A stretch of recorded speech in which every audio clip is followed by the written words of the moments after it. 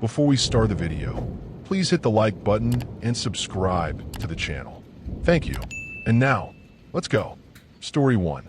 A few months ago, I conducted an interview with a man who refused to give his name. Said he was only to be addressed as doctor.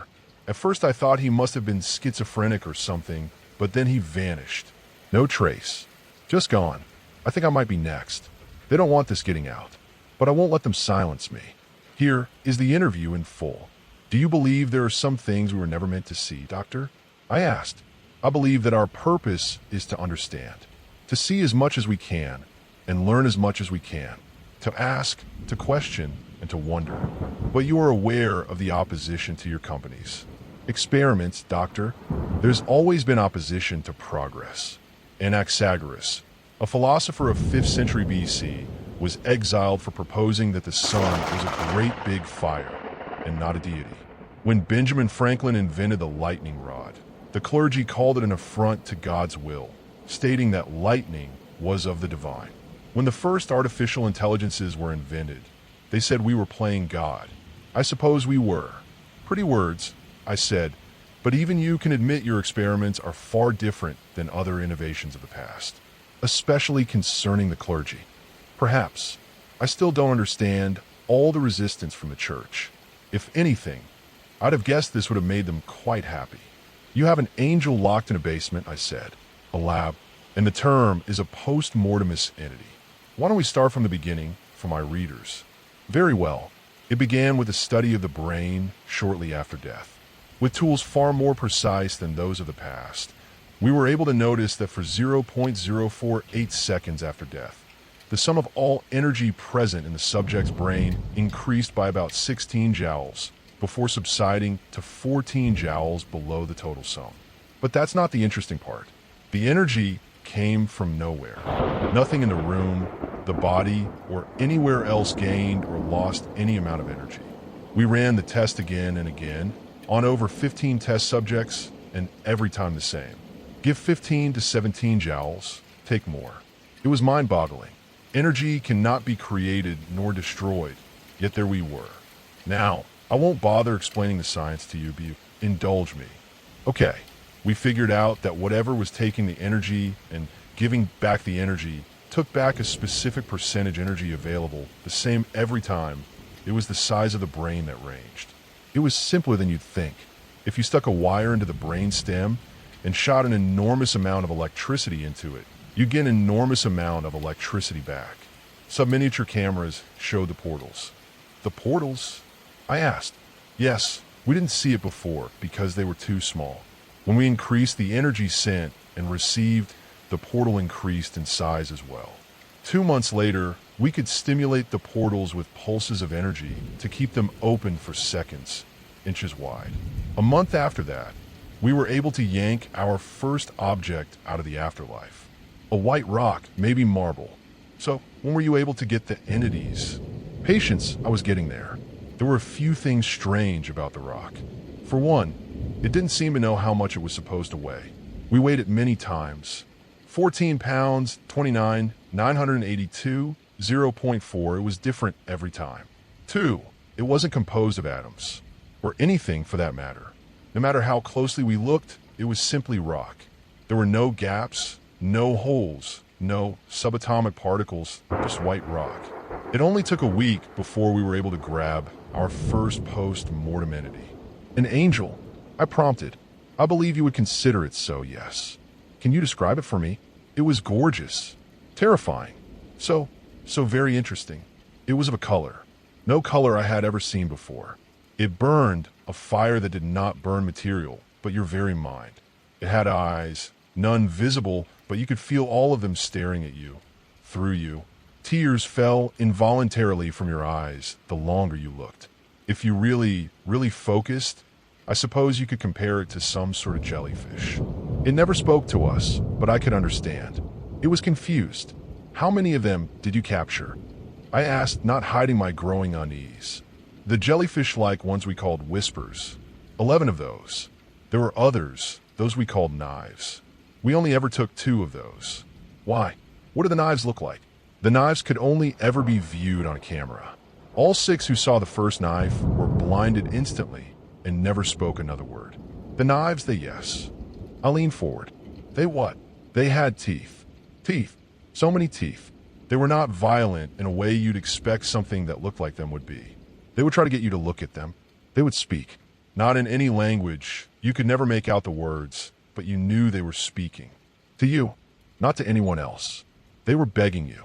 Think of a child asking you to see their drawing. A mother, arms spread wide, beckoning you. A lover, speaking slowly and sultry into your ear. Did you ever take any other entities? I asked. Yes, the last one before the government took the project. What did you call that one? It was the biggest experiment yet.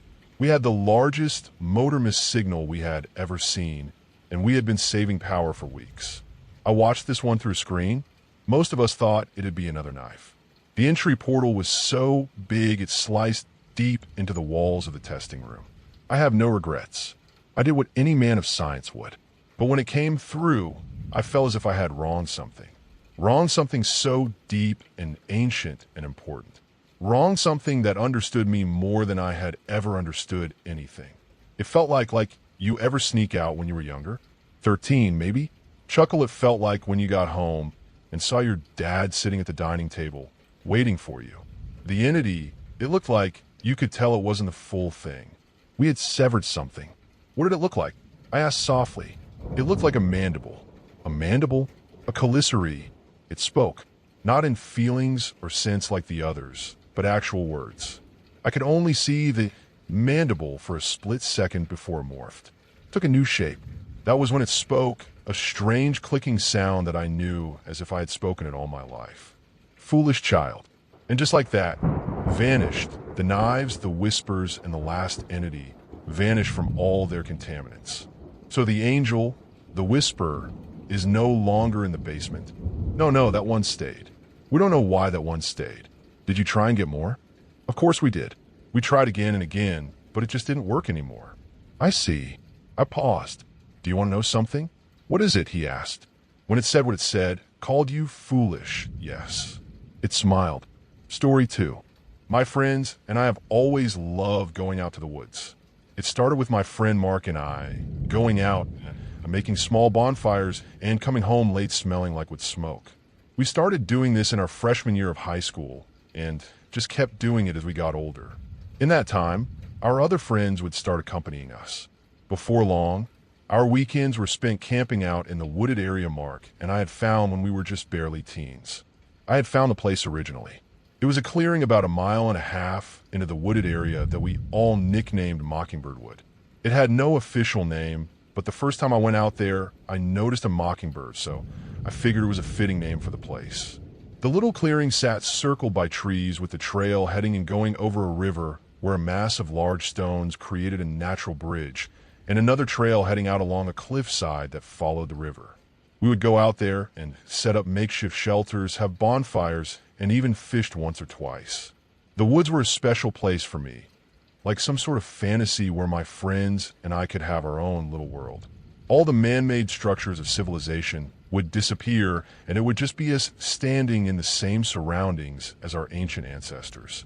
There was something magical about that, something that felt primordial and ancient. Maybe that's why we kept going back, or maybe it had to do with our connections to each other and how that sacred place tied into them. Whatever the reason, Mockingbird Wood was special to us. When we were in our early 20s, we decided we would go out for an overnight campout.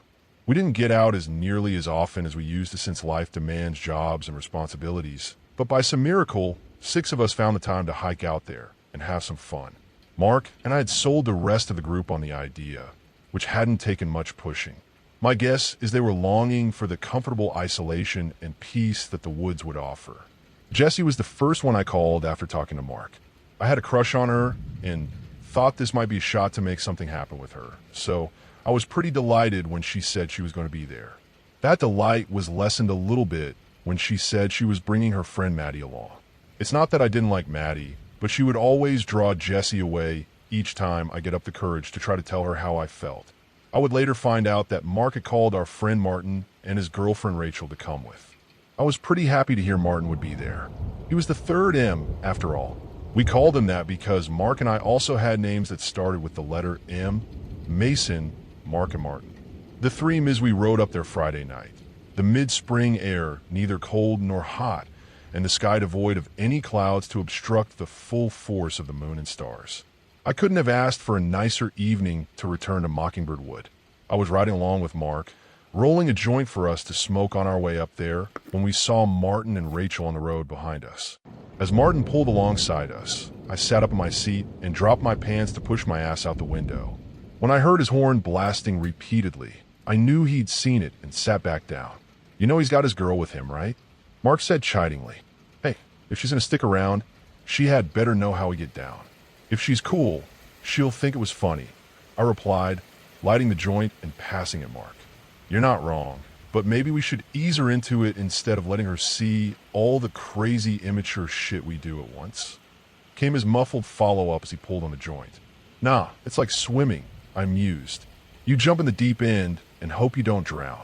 We were still laughing about it as we pulled up to the empty field by the road where we all parked our cars before heading into the woods. Rachel and Maddie were already parked there, talking while Maddie smoked a cigarette and leaned against the back of her old Jeep. Jessie smiled and waved to us as we parked, her long brown hair bouncing side to side with each motion of her hand. Maddie looked like the opposite of her, with short blonde hair and no reaction to our arrival. We parked, and Mark popped the trunk to grab the case of cheap beer he had brought, while I grabbed the high-powered flashlight laying on the floorboard in front of me. Cool, we got a full moon tonight, said Martin, looking up at the sky. I thought you saw a full moon earlier. Numb nuts. I joked around, prompting a laugh from him and Mark. More like a half moon. You look like you had 2 pale pancakes where your ass should be, dude. Came Rachel's voice from the other side of Martin's car as she stepped out. Martin had done well for himself with Rachel. She was a picturesque brunette with bright blue eyes and a warm smile. I held my hands out to either side and turned towards Mark. Told you, man, I shouted. So, where's this place? Maddie asked, sounding completely unamused. Just through the woods up here, answered Mark, hefting the case of natural light beer and closing the trunk. Follow me, I'll show you guys the way, I said, turning on the flashlight. It took about 20 minutes to make our way through the woods to our destination. We talked while we made the journey, my attention mostly on Jessie. So why do you call it Mockingbird Wood? She asked me. Well, when I first came up here, there was mockingbird in the trees. I was whistling at it and getting it mimic me. They're cool birds, they'll even sing at night and stuff. Anyways, it was my first time being in these woods, so I named it Mockingbird because of it. She smiled at me, her eyes moving down a little and then looking back up at my face. I smiled back and opened my mouth to say something only for Maddie to cut me off. Were you like a bird watcher or something? She asked in a harsh tone. No, I just spent a lot of time outside. Huh, weird. I silently wished Maddie hadn't come with us and kept pushing further into the woods. After a few minutes, we came to the little river that flowed past the large walks that we used to make our way across. I crossed first to the other bank and shined my flashlight down onto the rocks so the others could make their way across. After that, we walked uphill until we leveled out and came into the clearing where I had played with the mockingbird all those years ago. Martin and Mark built a little fire where we always did, in a divot of bare earth that we dug out when we built the first one. I silently wondered how many fires we had burned there at this point and sat on one of the logs we had nearby to start rolling another joint. While I did this, Rachel pulled out a little portable speaker and started playing some music, the air filling without a touch by Hall & Oates. Jessie and Maddie sat a little ways away, the crack of their beer, cans opening echoing in the trees. I like your music, said Jessie in a bubbly voice to Rachel. Thanks, I get my taste from my dad. Can we play some rave music after this? Maddie cut in. Maybe, replied Rachel with an uncomfortable expression. I was more than a little relieved to realize it wasn't just me who didn't care for Maddie. Hey, you remember when we camped up here during the snowstorm? Martin asked me. Hell yeah, we made that weird hut thing and packed snow around it so it looked like igloo. I said with a grin. Yeah, and then we hotboxed it until we couldn't breath? Mark added, prompting us to laugh hard at the memory. Hey, you hear that? Came Jessie's voice. Hear what? I queried, straining my ears. There's a mockingbird singing, she said excitedly. Sure enough, I could hear the telltale song of a lone mockingbird looking for a mate somewhere high above us. It's looking for a mate. They'll go on all night sometimes, I said, smiling at her and basking in the smile she reflected back at me. Sounds exhausting, chimed Maddie on cue. I got up, pushing down the annoyance I felt. I gotta pee real quick. I'll be right back, I said, excusing myself. I got up and walked up the trail that ran parallel to the river. Once I was sure I was far enough away, I started doing my business. Hey, you hear that? I heard Jesse's faint voice drift out a little ways away. Jesse, I whispered into the darkness around me. Over here, she replied a little further up the trail. I started walking that way, wondering how she had got past me without me noticing. I rounded a short bend and peered into the dark woods all around me. I'm over here, she whispered, just behind some bushes. I started pushing my way through the bushes, wishing I had the flashlight to see where I was going. What are you doing, Dash? That was as far as I got before my question turned into a yelp of alarm, and I fell 20 feet straight down to the rocky riverbank below. I didn't shout or yell as I fell, just made a sudden gasping sound, and down I went. I landed on my feet, feeling something pop and pain blossoming up through my ankle and knee in my left leg. That's when I registered what had happened and started yelling. Help! I heard my voice trill and reverberate off the trees. After a couple seconds, I heard the crash of footfalls through the overgrown vegetation accompanied by Mark's voice. Mason, he shouted. Down here. I was suddenly bathed in the bright beam of the flashlight and was able to see how my leg looked. It was bent awkwardly and already swelling badly. Stay there. I'm going to get help, he yelled down to me. Damn it, I don't have a signal out here, I heard Martin say. You'll have to go back to the cars. It's the closest place you're going to be able to make a call. I called up to them. Don't worry, Mason. I'm on it. Mark reassured me. Everyone stay here with Mason. I'll be back as fast as I can with some help. At this moment, I wasn't scared or anything, just in a lot of pain. I wanted to cry from how bad it hurt, but I was too aware of Jessie somewhere nearby and didn't want her to see me like that. Someone tossed me a beer. I called up to my friends on the ridge. A short second later, a beer landed in the mud next to me. I rinsed it off in the river and cracked it open, eliciting a blast of foam as I did so, and took a deep gulp of the carbonated beverage. Thank God. I thought I was going to be sober there for a moment. I shouted back up the ridge, prompting laughter from everyone up there. Crisis averted. I groaned in pain and rolled onto my back, using my good leg to push me up out of the water until my back was against the dirt wall behind me. I'd toss you a joint too, but it'd get wet, came Rachel's voice. It's okay. I'm still pretty high, I said in all seriousness. I even thought I heard Jessie out here earlier. I think I've been smoking too much as it is. You must have been stoned. I was with Maddie the whole time. Jessie laughed far above me. I sipped on my beer and tried to ignore the throbbing agony of my leg, wondering if I had broken it. I could feel the meat of it swelling so bad that it was making my pant leg tighter. In that moment's silence, the hole would start to come alive with the chirps of mockingbirds. I thought I heard someone say something up above, but couldn't make it out over the sudden cacophony of birdsong. What? I shouted up to them. I said, "There's a lot of mockingbirds all of a sudden," came Martin's voice. I stopped and listened as the mating calls lasted for a few minutes and died away. That was weird. I called up to them. There was no answer. Guys, you there? Yeah, we're here. Just hang in there. Mark should be back soon. We waited in silence for a while. After what felt like a pain-filled eternity had passed, I shouted again to make sure they were still there, more to distract myself from the pain than to actually verify their presence. Hey, you guys didn't leave, did you? It's a mockingbird. I heard Jessie say. It's a bunch of them. Is Mark back yet? Nothing. Hey, can you hear me? You must have been stoned, Jessie laughed. Yeah, I must have been, but it's wearing off. Can one of you go check to see what's taking Mark so long? Yeah, I'll be back soon. Martin answered me, his voice sounding monotone. I figured he must be worried, so I followed up with some reassurance. Don't worry, Martin. My flat ass cushioned my fall. No laughter. They must be getting worried. I pulled my jacket tighter around me as the mud leached the heat from my body. It was a mixed blessing.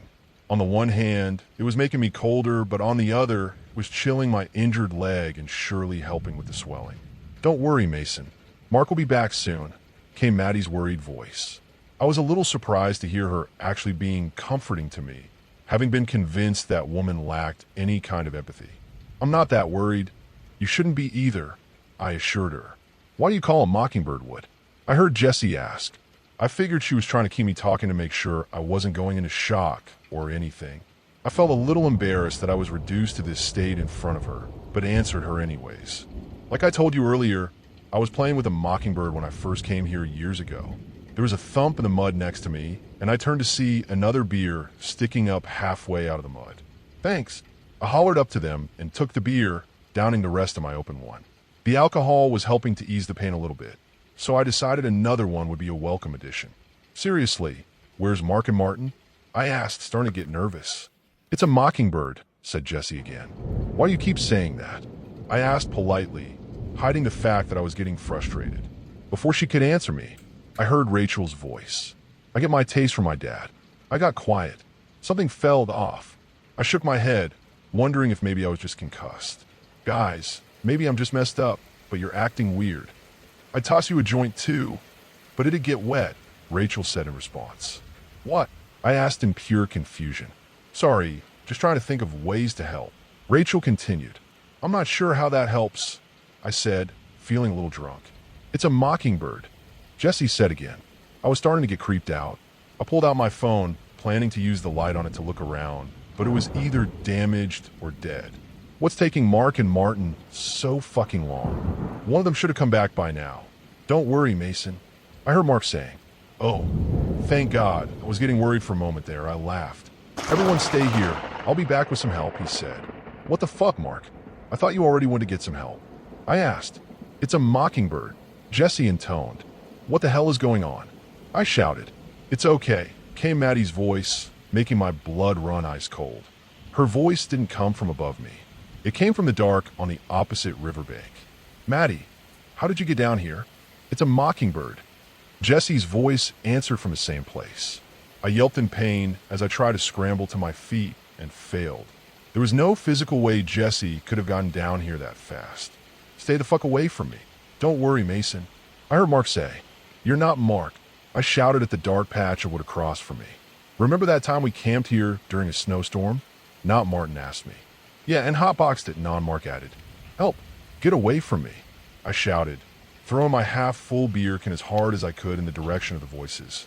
There was a thump in the mud next to me, and another beer can landed. Stop fucking with me, damn it, I screamed. It's a mockingbird. Not Jessie yelled from across the river. I tried to stand again, my feet trying to function, and only succeeding in pushing myself halfway up the dirt wall on my back and sliding back down. The trees above me broke out in the cacophony of mockingbird mating calls again, drowning out every other noise around me. I saw some movement in the shadows across the river and hurled the still unopened can of beer in that direction, hearing it make a heavy clang as it made contact with something. The roar of anger cut through the sound of the birds, which fell silent after. It's a mockingbird, I heard it say in Jessie's voice again. Yeah, I get it, it's a fucking mockingbird. Help me. Anyone, I shouted out into the empty woods. The minutes seemed to stretch out forever. I wasn't even sure how long I had been down there anymore. I tried to stand up for the third time and managed to get my good leg underneath me. However, I didn't really know where I could go. The river was shallow enough that I could wade across it, but God knows I didn't want to be on the other bank with whatever was over there. I certainly couldn't make it up the sheer cliff behind me. That left only one other option, following the river. I waded out into the cold water, hearing something stir in the woods on the other side as I moved. I'll be back as fast as I can with help, came Mark's voice, moving along with me from the shadows across the river. It's a mockingbird, came Jessie's voice above me again. I'm coming back with a gun. How's that for help, you assholes? I yelled stupidly into the dark, hearing my voice vanishing among the uncaring trees. I trudged my way painfully through the water, unable to bend the knee of my left leg. Each painful movement forward made me gasp through my gritted teeth as I moved. In some spots, the river came up to my neck, making me wonder if I was going to have to try to swim with my lame leg dragging me down. Thankfully, it never got any deeper than that. At one point, the mud of the river bottom sucked one of my shoes in so deep that I couldn't free it. It was holding my busted leg in place, which didn't have the strength in it to yank the shoe free, so I slipped it off and kept going. "Help!" I heard a new voice say. I froze, realizing I was hearing my own voice repeating back to me. Whatever was stalking me, it was keeping right along the riverbank, not leaving my side for a second. "It's a mockingbird," came Jesse's voice above me. "You must have been stoned," came Jesse's voice across the river. I didn't respond and kept pushing forward, wondering what I would do when I got to the rocks we had used as a bridge to cross the river. At that point, I'd have to cross to head back on land, and I didn't think I'd stand much chance there with my leg being the way it was. "It's a mockingbird, mockingbird, mockingbird," came not Jesse's voice from the riverbank. I pushed forward again and felt my hand brush one of the large stones in the river. In the moonlight, I could make out the trail on either side of me painted in silvery hues. I leaned back, trying my head as close to the water as I could. I reached down, patting my hand along the riverbed until I felt the hard edges of a fist-sized stone. As quietly as I could, I lifted it up out of the river and flung it as far away into the river ahead of me as I could.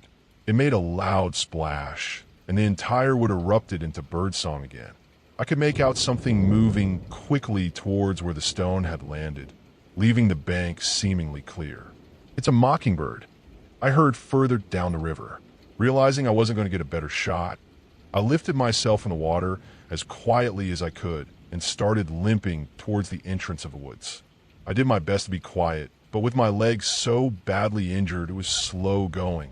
I gritted my teeth and did my best to not grunt in pain as I hobbled my way along. I had been hobbling for a few minutes when I heard a voice a ways back behind me call out. "Don't worry, Mason. I'll be as fast as I can," came Mark's voice. I started hobbling faster, still trying not to make too much noise. "It's a mockingbird," I heard the fake Jesse say, a little bit closer. I started hopping on my good foot, lurching painfully as I willed my body forward despite the pain. The uneven ground threatened to topple me with every movement in the darkness, but I kept going. Finally, I saw a beam of light up ahead and felt a momentary glimmer of hope. That hope vanished when I reached it, though. It was the flashlight, the one Mark had taken with him. It was laying on the forest floor, shining into nothing. I picked it up as I felt something wet land on my neck. I looked up and saw Mark's body, horribly maimed and suspended in the trees above. His legs and arms were twisted and his face half tore off. I would have screamed if I wasn't too scared to do so. "Stay there," I heard Mark's voice call out from behind me. It was getting even closer. I thought fast and hurled the flashlight as hard as I could into the woods off to my left. I then resumed my hopping gait, trying like hell to get out of the woods as fast as my ruined leg would allow. Behind me, I heard something big tear into the undergrowth where I had thrown the flashlight. I had bought myself a little time, but only a little. I kept going, each movement sending fresh waves of pain radiating throughout my left side. I was almost ready to give up, to just lay down and try to allow whatever this thing was to kill me as fast as possible when I saw the trees give way to open air. "It's a mockingbird," I heard behind me as I forced my leg to keep moving. "Can we play some rave music after this?" came Maddie's voice. "I get my taste from my dad," chimed not Rachel. "I'll be fast," came Mark's voice. "We got a full moon," said not Martin. "Down here," said my own voice. I stumbled out into the field and, despite incredible pain, ran to Mark's car. Every step made me scream in agony, which the voices behind me mimicked perfectly. It sounded like an entire crowd was behind me now. I climbed in the driver's seat and closed the door, waiting for whatever it was out there to catch up. It never did. I sat there, shivering and watching the woods unblinkingly. After a long time of sitting there in silence, I heard a voice call out from the darkness of the woods. "There's a mockingbird singing," I heard Jesse's voice say, followed by Maddie's voice saying sounds exhausting. Then nothing. I shivered there all night, watching as the sun lazily rose up over the horizon. As the sunrise broke over the land, I saw a lone car winding up the road and jumped out to wave it down. The old man driving it let me use his phone to call the police and then gave me a ride back into town. Later on, they'd say it was a bear that attacked and killed my friends. Their bodies were found mutilated up in the woods, or what was left of them. It tried to tell me I must have imagined everything, but I know I didn't. Still, I didn't push the issue because I didn't want to end up institutionalized, and I couldn't make things right from inside an asylum. I miss Mark. I miss Martin. I miss Jesse and Rachel. Hell, I even miss that bitch Maddie. Not a day has gone by that I haven't thought about them and wondered what the hell really killed them. Maybe that's why I'm here now. I'm parked outside the entrance to Mockingbird Wood. The sun is setting, and I'm as ready as I'll ever be. I have a shotgun filled with slugs sitting on my lap, and I'm sending this off in case I don't come back. When I was in the river, I told those things I was coming back with a gun, and I don't intend to be a liar about it. I hope they remember how I screamed in pain running for the car. I hope they remember how to make that sound again. If they don't, I'm going to remind them. Story 3. I moved into this house a week ago. Nothing special, just a one-bedroom with scuffed floors, peeling paint, and a draft that whispered through the cracks when the wind picked up. Rent was cheap, and I didn't ask questions. I couldn't afford to. The first few days were fine. Dusty. Quiet. Maybe too quiet. I slept like crap, but that wasn't new. I figured it was just the usual insomnia, or the leftover anxiety, still chewing at my gut after months of couch hopping. But then something shifted. At first, it was just a feeling. That subtle itch between your shoulder blades. Like someone's watching you, but you're alone. I'd walk into the kitchen and feel eyes on my back. Turn off the bathroom light and feel like I had to run to the bedroom. Silly stuff. Childhood fears. I told myself I was just adjusting. But a few nights ago, something happened I can't explain. I was lying on the couch late at night, TV on mute. The only light in the room came from the screen and the bulb behind me in the hallway. I'd left it on without thinking. Something about the dark in this place felt too heavy. Out of the corner of my eye, I thought I saw something peeking around the edge of the hallway doorway. Two eyes, low to the ground, pale wide, unblinking. They vanished the second I turned to look. Just gone, like they'd never been there at all. I told myself it was a trick of the light. Maybe a reflection. Maybe I was just tired, but I couldn't shake the image. Those eyes, there was something off about them. Not wrong in any obvious way, just enough to make my stomach knot. They didn't blink, didn't shift, just stared like they were trying to memorize me. 3 nights ago, I tried to take a shower. I just stepped under the water, curtain only half drawn, because even then, something about closing it all the way made me uneasy. I wasn't thinking about that though. I was rinsing shampoo from my hair, eyes stinging. When I opened them, I saw part of a face peeking around the edge of the curtain. Just a sliver, pale skin, a sharp cheekbone, half an eye too wide and too still. It was just standing there, watching me. No sound, no movement, just there. I froze, heartbeat in my throat. I didn't scream. I couldn't. I just stared, and then, slowly, it slid back out of view. Gone, like it had just wanted me to know it could get that close. I haven't been in that bathroom since. I taped the door shut the next morning and started using the kitchen sink for everything else. I sleep with the hallway light on now. Not because it helps, but because dark corners make it worse. That same night, I set up my phone in the hallway, facing the corner, the one just outside the bathroom, the one where I kept feeling it. I turned on the motion detection, opened the live feed on my laptop, and stayed up watching. Hours passed. Nothing. Then, around 3:17 a.m., the feed cut to black for 7 full seconds. When it came back, the camera was tilted slightly to the left. I didn't touch it. I started moving differently through the house, walking sideways so I could keep corners in view. Mirrors went up in every room, on tables, door frames, even taped to the ceiling above my bed so I could keep an eye on the hallway without leaving my room. It helped, a little, but I had to sleep sometime, and that's when it got closer. I blinked. That's all it took. One blink. My eyes were burning from hours of staring at the hallway. I just needed a moment. I let them close and heard the couch scrape softly across the floor behind me. When I turned, it had shifted. Not much, just an inch, but it was no longer flush with the bedroom door. Something had nudged it. From the other side. That's when I realized it doesn't move if I'm watching. That's the rule. It waits just out of sight. It only moves when you're not looking. The next morning, the bathroom door was open. The duct tape I'd used to seal it had been peeled off slowly. Deliberately. Like someone didn't want to make a sound. I didn't go near it. I didn't touch the tape. I just backed away and left it alone. Later that day, I called the landlord. I tried to stay calm, asked if anything weird had happened in the house, if other tenants ever complained. He got quiet. Then he said, "You're not the first one to ask about that." When I pushed for more, he said, "If you're smart, you'll find somewhere else." Then he hung up. He won't answer my calls now. Things aren't staying in the same place anymore. Not just furniture, walls. I know how that sounds, but I swear it's true. The hallway feels shorter now. I keep bumping into things I never used to. Shadows fall differently. Corners are tighter. I measured everything.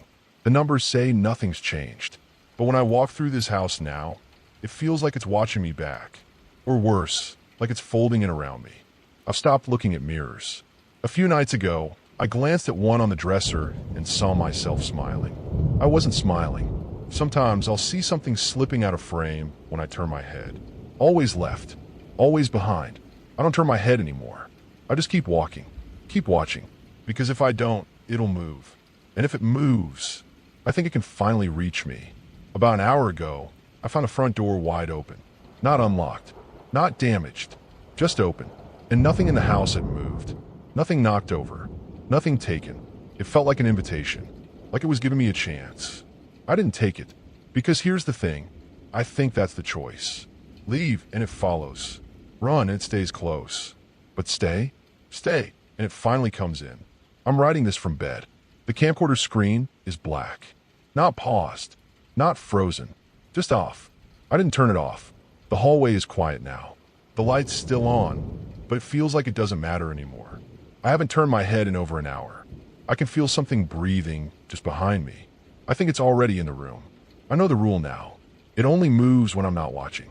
So I'm going to sit here, eyes open, wide, burning. And if I blink, final edit if you're reading this, don't look away. Not even for a second. Because it might be in your house now, too. Story 4. This is a confession and a warning. I wish I could say nothing, but I know I wouldn't be able to live with myself. This is the least I can do, posting this. I can only hope it will be enough. About a year ago, I was in a rough patch. I was in college, and my grades were plunging straight into the ground. I had stopped caring about school when my only friend had been killed in a car accident at the beginning of the year. All of the grief was making me reconsider my values and life ambitions. Ultimately, I came to the decision that life was too short to do things I hated. So, instead of trying to salvage my education, I decided to drop out and look for a job. The money I had saved up for tuition became my personal savings. Instead of going to class, I worked on my resume and applied to jobs. At the time, all I knew was I needed to get out of the town where I was living and put my failed schooling behind me. I had recently finished CNA training in a misguided attempt to find jobs within my major, nursing. Taking the course had burned me out in some ways, but I was grateful to have something concrete for my resume. I applied to hospitals, private practices, even prisons. Honestly, I was just looking for anywhere that was hiring. After 3 months of no luck, I was at the end of my rope. Then one day, I found a listing on Indeed for an opening at a nursing home that looked promising. The pay was good, and they were also out of state. That last bit sounds like a hassle, but it was a bonus for me. Getting the job would mean moving away, which is something I really wanted to do. Anything to get away from the memory of my friend. I put in an application, not really expecting anything. A week later, I received an email. It told me I had gotten an interview for a CNA position. The nursing home was a few states away, but I didn't want to spend a lot of money on plane tickets. I decided to take a risk and drive down with all my stuff. I didn't own a lot, and anyway, I wasn't coming back. This interview was the excuse I needed to get away. I filled 2 suitcases with whatever I could, gave the rest to my roommates, canceled my lease, and turned to my key. Homeless and jobless, I drove away, never looking back. After 2 days of driving, I arrived at my destination, the home. It was impressive. Just by looking at the outside, you could tell it was one of those fancy retirement homes only the uber-rich could afford. Sweeping lawns, pillared terraces, that kind of shit. It looked like something out of Downton Abbey. It must have housed over 100 residents, and even though I'd been to almost a dozen different facilities, I had never seen anything that compared to this. I remember being in awe, both by its size and its beauty. Even now, It weirds me out at how calm I felt, like this was the place I was meant to be. The woman who interviewed me was also strange. I had worked for a few other assisted living facilities at that point, and to put it politely, the people that ran them looked only a few years away from staying there themselves. My would-be boss wasn't like that. She was young, tall, thin, and looked like she should be in LA starring in the next big movie or television show. That, or maybe CEO of the next multi-level marketing company. She was also exceptionally kind. Most people never went out of their way to treat me with anything more than base politeness. She seemed to actually care about me, which made me put my guard down. We chatted for the first 20 minutes of the interview about my personal interests, what I thought of the facility, and some TV shows both of us had seen. After confirming my skill set, she offered me the job on the spot. I accepted. I wonder where I would be now if I hadn't. Maybe I would still be able to sleep at night. At the time, I was relieved. My risk had paid off. Besides, I had already spent a large chunk of savings on this trip, and I needed the cash. I signed some paperwork, gave some personal info, thanked her, then went to find an apartment. The city was a 20-minute drive away from the home. It wasn't bad as cities go. Sure, it was grungy and a bit run down, but that was my style. I felt like I fit right in. I found an apartment on the bad side of town that fit my price range. Dirt cheap. The interior was old, with decor that hadn't been updated since the 80s, but there was Wi-Fi and the carpet wasn't too dirty. It was also close to some good restaurants, hole-in-the-wall places, but absolutely delicious food, and the laundromat was built into the complex as well. In a word, it was convenient. Very convenient. I unpacked and started my new life. Work was rigorous. My boss warned me about that in the interview. The home was run strictly and efficiently, and it was proud of their system. Like most everything about it, their ideas of how a nursing home should be handled was different from most other assisted living facilities. First off, employees were assigned to singular residents, like personal servants. My boss had explained it was to provide a higher standard of care, as most of the paying customers were shelling out fortunes to stay there. For the CNAs, shifts were divided into a morning and evening cycle, a different CNA being selected for both. They were expected to be at their residents' beck and call for the entirety of their shift. Duties included helping residents with the bathroom, administering medication, fetching items, and doing whatever the resident either needed or wanted. If they said jump, we leaped, no questions asked. It sounds miserable, but honestly, wasn't nearly as bad as I thought it would be. I was assigned to Mrs. Beverly. I mentioned earlier that I was no stranger to working in assisted living facilities. However, there is a secret I've never told anyone. I'm terrified of old people. I don't know if it comes from my grandparents raising me, or if it's just some sort of genetic trait that never worked its way out of my DNA, but I am not comfortable around anyone over the age of 60. But for some reason, Mrs. Beverly didn't bother me. She was old, yes, very old. But on my first day, I walked in and saw her reading Salem's Lot by Stephen King, one of my favorite all-time books. Needless to say, we hit it off right away. Mrs. Beverly was from Germany and had been there when the Berlin Wall both rose and fell. She had the most endearing German accent, which sounds strange, but trust me, for lack of a better term, it was cute. She was also one of the kindest people I had ever met. Mrs. Beverly assured me from day one that she thought the long hours I worked were absurd, and that she wouldn't need all that much help-wise. This was a relief. When I overheard some of the other residents talking to their CNAs, I could tell most were not like Mrs. Beverly. She also told me she didn't want me to lose hours on her account, so she told me to stay and do whatever I wanted until my shift was over. We quickly fell into a routine that benefited me immensely. Most of the day was spent talking with Mrs. Beverly or playing my Switch while Mrs. Beverly slept. When she was awake, we would swap horror book recommendations and watch Supernatural. Sometimes we'd shake it up with an old black and white horror movie. We watched Nosferatu at least once a week. Sometimes Mrs. Beverly would need actual help, like going to the bathroom or getting medication, but she was pretty self-sufficient. Apart from being wheelchair-bound, she was exceptionally independent for a geriatric living in a care facility. There were also other perks. The home had the most delicious cafeteria. Most assisted living cafeterias are garbage, but the home's food still makes my mouth water thinking about it. CNAs and other workers could pay to eat there, but the prices were ridiculously high. The food was worth it though. I had no self-control when it came to eating there. I think I gained 15 pounds in the first few months. It might have started eating into my savings if it wasn't for Mrs. Beverly. Once she learned I loved to eat there, Mrs. Beverly would order an absolute shitload of food, then slide most of it over to me when it was brought to her. I would try to refuse or pay her at least, but she would just wink and tell me to eat. She said it did her good to see someone as skinny as I was putting meat on my bones. That saved me a ton of money on food, and the pay was so good I was getting back what I had lost by moving way faster than anticipated. I don't exaggerate when I say it was the best job I ever had. While Mrs. Beverly was cool, the home was still strange to me. There was not a lot of interaction among co-workers since there was only one worker per resident. I spent so much time with Mrs. Beverly, I only ever saw my co-workers in passing. For those I did have surface-level interactions with, I got to know a few of their faces, but every time I was starting to get familiar with someone, they'd quit and a new worker would take their place. The home had a high turnover rate, but they never seemed to be hurting for workers. New faces would replace old ones almost immediately.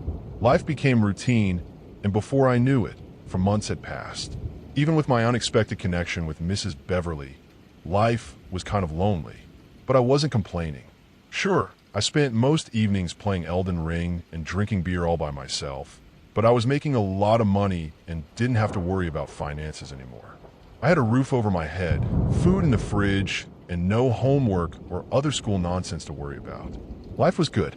However, one day, I was a bit later clocking out than usual. The home still used punch cards along with some other outdated equipment, even though the medical stuff was top-notch. I didn't mind. It was cool to walk around the manor, and the old tech made it feel like you were stepping back in time. But this day, I was in a hurry.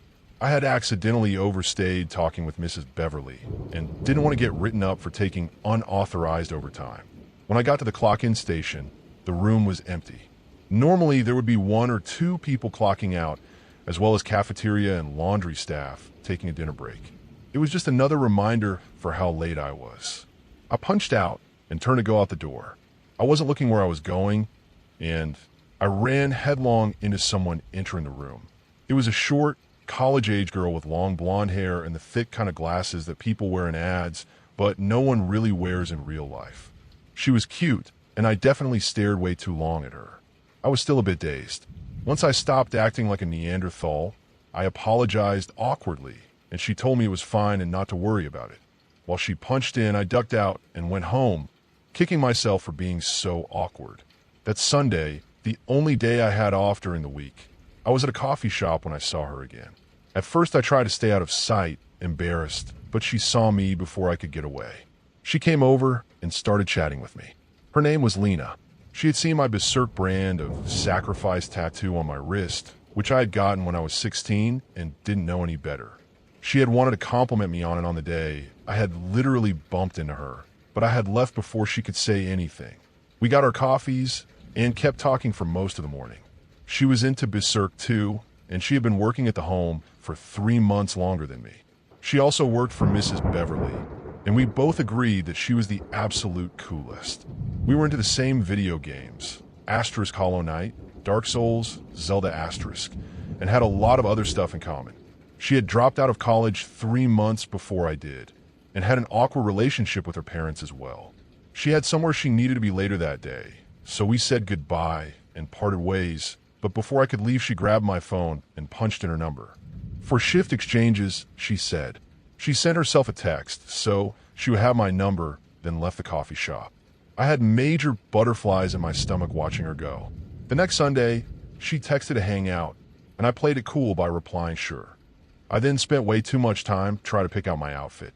We went to a local arcade, spending over $50 in quarters. She told me she had wanted to go for ages, but didn't have anyone to go with who would appreciate it. We learned we lived in the same apartment complex. I was worried that might be creepy, but Lena started showing up in the evenings with a 6-pack and an extra controller. There were a few hours between my shift and hers. Mrs. Beverly was cool with her showing up late. So we play games and drink a little before Lena would leave to catch the chartered bus to the home as she didn't have a car. That went on for 2 months. We would hang out evenings and then spend most of Sunday together doing something or other that caught her interest. Sometimes she would stay so late she would crash on my couch and leave the next morning. After 2 weeks, I started giving Lena a ride to the home so we could spend a bit more time together in the evenings. She accepted. Those hours in the car were special. We would talk about everything and anything. Even though it was eating into my savings and my old car was needing repairs from the extra mileage, it was worth it. I was happier than I'd ever been. Mrs. Beverly noticed my new cheerful attitude and asked me why I was so happy. I didn't really tell her why. The home had a pretty strict anti-romantic relationship policy when it came to coworkers. It could be grounds to be fired. At the time, I guess they were tired of CNAs hooking up in the linen closets on shift, and that was how they put a stop to it. So I didn't talk about Lena. I gave some other excuse about why I was smiling more, and Mrs. Beverly left it at that. But I always suspected she knew what was really going on. One night, Lena and I were in my apartment messing around. We had gotten a pizza and drank a little too much. We were arguing about some small chemistry principle both of us didn't really remember from our college days. It was a playful argument, nothing serious. We looked up the factoid, and it turned out I was right. Lena shoved me, and we started play fighting, and the next thing I knew, our faces were inches from each other. I leaned in and kissed Lena for the first time. I pulled away, and we stared at each other in shock. I had always played it really safe with Lena. She was my only friend there. I didn't want to ruin that. It was nice to have someone to talk to and spend time with, someone my age and who really understood me. Although I wouldn't have minded if things had gone to more physical places, I was afraid that I would lose all the good things that had been there if I tried to force it. I was already beating myself up in my head for being so stupid and impulsive. I started to apologize. That's when Lena came up and kissed me back. I won't go into details of what happened after, but it was very clear both of us had been waiting for someone to make a move. How long we had both been waiting, I don't know, but all of the feelings I tried to keep buried came to the surface, and I just gave in to them. But before we could do anything substantial, Lena's phone alarm went off for a shift at the home. I was too drunk to drive, and she was about to miss her bus, so she got her clothes on and told me that she would be back tomorrow night. We had one last kiss, and she ran out the door. I lay back on my bed with the greatest feeling. I could hardly wait for the next time we would see each other. The next morning I went on shift. Mrs. Beverly and I were both in exceptionally good moods. She asked again why I was so happy, and I let it slip that I had met someone. We gossiped about my mystery girl and the romance of her past. Even though I kept Lena's name out of it, it felt so good to finally tell someone. My shift passed by in a blur, and I got to my apartment. I went a little crazy. I cleaned everything, bought flowers, and even went to our favorite Thai place to get takeout. Everything was prepared, and I waited. Lena never showed up. The next 2 weeks were a haze. I tried texting, but she didn't respond. I called, and it went to voicemail. At first, I believed that she'd ghosted me. I let myself have it. I screamed at myself in the mirror about how huge of an idiot I was, and even broke my TV when I punched it in a drunk rage one night. I was alone again, and it was worse than before. This time, I knew what I was missing. I drowned myself in booze and was barely able to function. It took all I had to keep showing up at my job. I started leaving earlier so I wouldn't risk running into Lena. I stayed indoors on Sunday and played games and drank until neither was fun anymore. Mrs. Beverly noticed. It was impossible not to. She had my eternal gratitude at the time because she gave me a pass. She could tell something had happened, and she didn't hold it against me. She even commiserated with me, telling stories about her heartbreaks and assuring me it would be okay. Sometimes we would just sit in silence, and she would rub my back while I cried. One day, Mrs. Beverly grabbed my face and looked me in the eye. This was the sternest I had ever seen her. She looked almost angry. "Get up. Get over it. You have a life to live," she said. She was right, and I knew it. It took a monumental effort, but I got up. I went home and poured out my liquor and beer. I cleaned up my space, which had accumulated trash and filth from 2 weeks of negligence. I found a few of the things Lena had left behind. It wasn't a lot, just some scrubs and other work-related items that she kept at my place in case she needed a change. Some video games, too. I considered throwing her stuff out, but I couldn't bring myself to do it. But I needed to get rid of them. I had visited Lena's apartment a few times over the past months when we were still on talking terms, so I knew where it was. During my 2-week bender, I had thought about trying to visit so I could ask why she stopped talking to me, but I just couldn't bring myself to face her.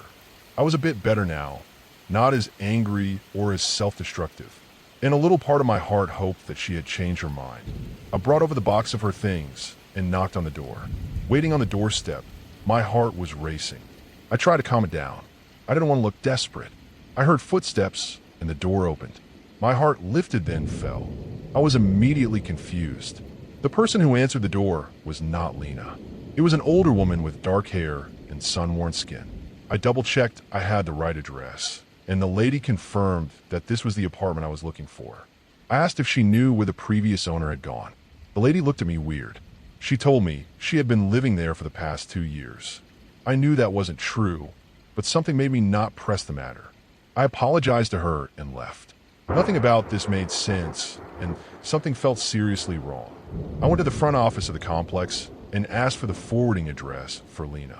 I tried to seem nonchalant, but I don't think I did a good job covering my feelings. The complex insisted there had never been a Lena living in that apartment. I felt like I was going crazy. I was worried about late-stage schizophrenia or some other mental disorder until I found pictures of Lena on my phone. I knew I wasn't crazy. I was starting to panic. I hadn't said it out loud, but I knew something had happened to Lena, and it looked like the apartment complex was involved. With how sketchy the area was, the possibilities of what happened to her felt endless. Trafficking, gang violence. She could be buried somewhere in a shallow grave. I try not to think too much about that last option. I didn't know where to start, but if Lena was in trouble, I needed to find her. I thought about calling the police, but I needed proof first. Something more solid than just pictures on a phone. Otherwise, they might lock me up just for being crazy. I paced around the room for hours, thinking about where I could search. I kept the blinds shut and spent the rest of my Sunday trying to figure out what to do. I couldn't sleep, even though I tried. Images of Lena, broken and bleeding, kept appearing every time I closed my eyes. I ended up not sleeping that night. It was still dark outside when my alarm went off. It scared me before I remembered what it was for. It was time for my shift at the home. I considered calling in sick. That was a big no-no, but if Mrs. Beverly could placate my superiors, I would be fine.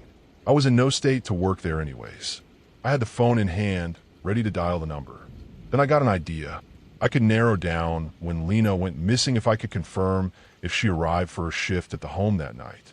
It wasn't a lot, but it was something to go off of. In a few minutes, I was speeding in my car towards the home. When I got to the home, I only stopped by Mrs. Beverly's for a moment.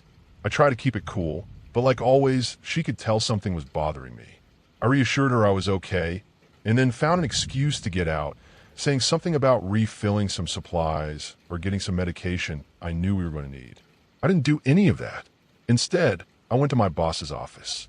It was on the top floor, and it was in the same place where they kept the home's records. The receptionist was on break when I got there. The door to the office was closed. I knocked, and no one answered. I started feeling panicked again. I needed to talk to her. Feeling impatient, another idea occurred to me. During orientation, I had been told that there was a state-of-the-art camera system set up on the premises as part of the facility tour. It was to maintain resident safety and could store up to a month of footage. At the time, they had shared the factoid to prove how impressive the home was. Now, all it meant to me was that there might be footage of Lena entering and exiting the building on the day she went missing. I checked to see if the boss's door was locked. It wasn't. I celebrated my good luck and went inside. I only had a few minutes, and I was starting to get reckless. I needed to find Lena, even if that meant losing my job. The office matched the rest of the home. That is to say, it was old and stately. A mahogany desk was on the opposite end of the room with a great window of stained glass, casting shifting colors as the sun rose over the mountains in the distance. It also made weird, spidery shadows on the floor that made my skin prickle. I chalked it up to nerves. I had never broken and entered before. There was a laptop open on the desk. I moved to it. The screen was black, but fiddling with the mouse brought the screen back to life. I knew that the camera program was accessible through the Wi-Fi. The guards at the gate could watch the feed and keep track of the residents. I found an icon for the security company and clicked on it. The camera feed appeared on screen. It was thousands of small boxes showing the residents and CNAs about their morning routine. I found Mrs. Beverly's screen. She was reading now, looking up at the door every so often. I saw a tab at the top. It read Archived Footage. I clicked on it and was barraged by a mountain of files. They were labeled by date and camera number, so I double-checked which ones were attributed to Mrs. Beverly. Going back into the archive, I found the file with the correct camera number and date. I clicked on it and the video player opened up. It started off with footage of Mrs. Beverly sleeping. I skipped around and saw footage of me working. Then I skipped some more, but was greeted with only a black screen. There were white words superimposed on a black background. It said footage moved to secondary storage. My heart dropped. What the hell did that mean? I had never heard of secondary storage. I knew that the servers for the cameras were kept in the basement, but as far as I knew, that was all that was down there. And it was off limits to employees such as myself. It was one of the only places in the building we weren't allowed to go. It was a weak straw, but I was grasping at anything. I looked around for my boss's key card. If she was out and about, chances are she had it with her, but I needed to be sure. I pulled open drawers, and my heart leapt when I saw the little plastic rectangle with a picture of her on it. I swiped it and made my way to the door. That was when I heard footsteps. I panicked. I ran to a closet on the other side of the room and got in as quietly as I could. I closed the door so it only remained slightly open. The footsteps got closer, and I heard the door open. Through the crack, I saw my boss enter the room. She gave no indication that anything was amiss. She was looking at her phone, holding a container of yogurt in one hand and a bottled health drink in the other. She sat down behind her desk and absent-mindedly fiddled with the trackpad on a laptop. I bottled up a gasp. I hadn't closed the camera window. She didn't look at her screen, but was shaking her bottle. I knew that any moment she would turn and see the open program, and then it was only a matter of time before she found me. I clamped a hand over my mouth to keep from breathing hard and giving myself away. My boss stopped shaking the bottle. My heart stopped as well. She opened some drawers, looking for something. Her key card grew sweaty in my palm. She cursed. Then she stood up and walked to the door. I always forget the damn spoon. She closed the door behind her, and it took me a second to realize that she had been looking for a utensil for a yogurt. I almost laughed out loud in relief. I got out of the closet and out of the office. I tried to look as nonchalant as possible when I passed other CNAs in the hallway. It took everything I had not to freak out at every little noise. I went straight to the server room. It was in the basement on the right corner of the manor. I tried the key card on the door. The red light flashed green, and I heard the lock click. I went inside, and the door locked behind me. It was dark inside the room. The only illumination was some emergency lights and the slight blinking of the servers. Even in the darkness, I was struck by the decadence of the space. I wasn't familiar with security servers, but I knew that they weren't usually carpeted spaces with wood paneling. I started looking for anything I could use.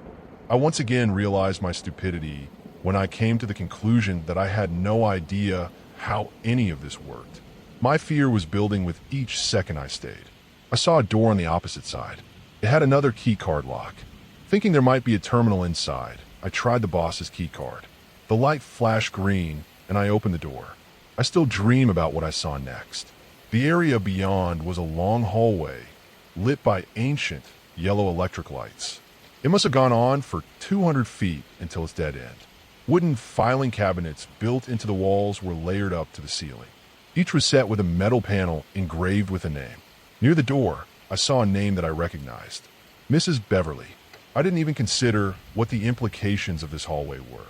I was desperate to find out what happened to Lena. I took a risk and reached up to pull the cabinet's handle. It slid open on oiled hinges. Inside were VHS tapes, the kinds old security cameras used to use. Each was labeled with Scotch tape and Sharpie. I saw many names I didn't recognize. Then near the back, I saw what I was looking for. Lena, night shift. I grabbed it without thinking and shoved it into my pocket. I left the hall, then went through the server room, closing the door behind me. I was about to cross straight to the door when I heard something that made my blood run cold. The beep of a key card swiping outside. I jumped behind another server. I heard the door open, then close. The emergency lights flickered, leaving the room darker than it was before. Footsteps moved down the server aisles. I moved quietly, keeping myself out of sight of whoever was inside. I moved from server block to server block. I was 3 feet away from the door when I heard the footsteps stop. I don't know if it was my imagination, but it seemed whoever was in here with me had halted where I had hidden just a minute before. I couldn't take it anymore. I sprinted for the exit. Swiping my key card took an eternity, and I thought I heard whoever was in there begin walking towards me. The light flashed green, and I threw open the door and slammed it behind me. It was almost too easy to get up the stairs and go out the back in trance. I sprinted down the halls, trying to be as fast as possible, forgetting stealth. Once outside, I snuck through the gardens to get back to the staff parking lot. I knew I was going to lose my job, but I didn't care. I needed to know what happened to Lena. I needed something I could bring to the police. I knew what I was doing was right, but I felt bad I couldn't say bye to Mrs. Beverly first. She had done so much for me, been there for me when no one else was. I hoped that one day she could forgive me for not saying goodbye. I drove back to the city, looking over my shoulder the whole way. I didn't go home. I didn't trust my apartment was safe. I needed to see what was on that tape. There was a retro video store in the seedier part of town. Near my apartment, actually. They sold old tapes, but for $15 you could buy porno VHSs and watch them in a private viewing booth in a back room. Lena and I had found it when we had wanted to watch an old authentic Disney film, and were too cheap to pay for Disney Plus. The store owner had made some assumptions about us and made an offer. We laughed about it for weeks. But now, thinking about it gave me a lump in my throat as I went through the door. I paid the $15, grabbed a random smut film from the stack, and closed the door to the booth.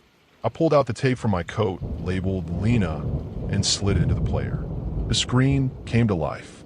The video was dark at first, except for some white text that denoted date and time. Then the image appeared. It was Mrs. Beverly's room. Lena and Mrs. Beverly were there, going about the nightly routine.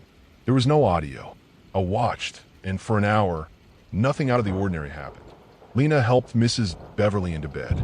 I kept watching. Another hour passed. Nothing. I was feeling tired. My head hurt from my lack of sleep. My adrenaline was running out, and it took everything I could not to doze off. I was shaken from my stupor when something on the VHS changed. Mrs. Beverly was sleeping. Lena was reading in the corner. She stood up and stretched, then moved to go to the door. In the background, Mrs. Beverly was bolt upright in bed. I didn't remember seeing her sit up. Lena didn't turn. It didn't look like she had heard her. She was writing a note on a nightstand, oblivious, as Mrs. Beverly slid out of bed and moved behind Lena. I felt sweat bead on my forehead. Lena turned around and jumped when she saw how close Mrs. Beverly was standing to her. Mrs. Beverly grabbed Lena's neck with both hands. Lena struggled for a moment, reaching for her neck, then began to twitch and seize, her arms jumping as they tried to grab hold. Mrs. Beverly's arms began to expand and contort. Lena's body became emaciated, like the blood and water was being sucked from her. Her clothes fell off her shriveling form. Mrs. Beverly expanded and bloated like a balloon. Her ankles, calves, and face swelled. Her veins stood out on her skin like roots, and her mouth lolled open, her tongue stretching out the corner of her mouth, dripping clear liquid. Then everything that was inside of Lena began traveling through Mrs. Beverly's fingers and into her body. Lena's body contorted, and bones became displaced as her innards traveled up the length of Mrs. Beverly's arms. It was as if they were conduits to her insides. Her hands and arms expanded to account for the muscles and organs that made their way into her own form. Lena's mouth was open in a scream I couldn't hear. Her body became limp and empty. It took 15 minutes. The last thing of Lena to go was her skin, which melded to Mrs. Beverly's hands like a floppy conjoined glove. Mrs. Beverly was unrecognizable. She was bloated with strange shapes coming out. That's it for today's creepy Reddit tales. Before we go, I just want to say a quick thanks to all of you for watching, liking, and sticking around. You guys keep this channel going, and I'll be back soon with more stories that'll make your skin crawl. Drop a comment if you've got your own spooky tale to share, and I'll see you in the next one.